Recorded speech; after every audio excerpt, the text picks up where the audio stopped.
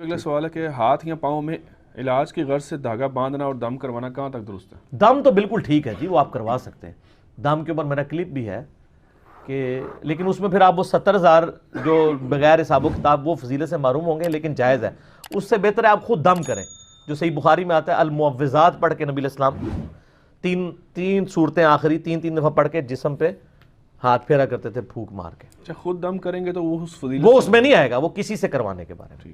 خود کرائیں گے تو نبی علیہ السلام پھر فضیلت سے باہر ہو جائیں گے. نبی علیہ السلام خود کرتے تھے المعوذات، صحیح بخاری میں آتا ہے.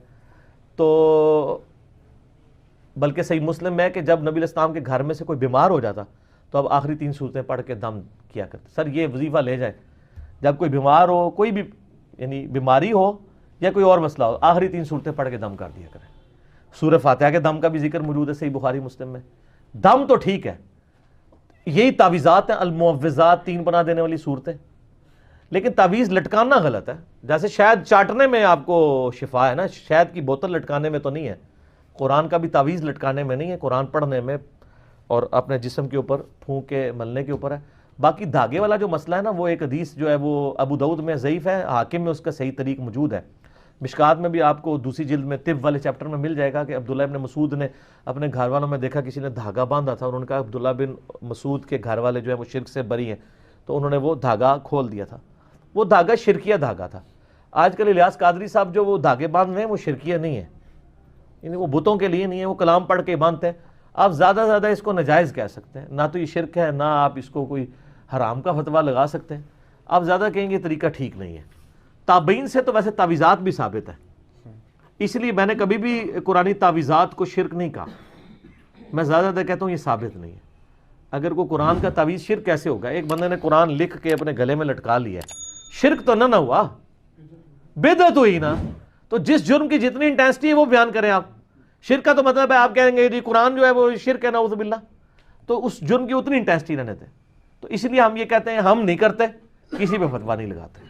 یہ سکھوں کی ریزمبلنس نہیں آ جاتی؟ وہ جو نہیں، سکھوں کی ریزمبلنس تو تب ہوگی تو پھر تو آب زمزم جو ہے وہ گنگا کی ریزمبلنس بن جائے گی. نہیں، ان کی مذہبی تو ایک پہچان ہے نا. نہیں، مذہبی پہچان تو ان کی بھی پانی کو متبرک جاننا ہے، ہماری بھی ہے. اس طرح نہیں ہوگا. وہ تب ہوگا جب ان کی مذہبی ایکٹیویٹی کو اڈاپٹ کیا جائے. مذہبی ایکٹیویٹی کو اڈاپٹ کیا جائے. وہ مذہبی ایکٹیویٹی کیا ہے؟ وہ والا دھاگا یا وہ والا کڑا جو وہ ایز اے عبادت پہنتے ہیں. ہمارے جو پہن رہے ہیں وہ سکھوں والا تو نہیں پہن رہے، نہ اس کے ساتھ ریزمبلنس کر رہے ہیں.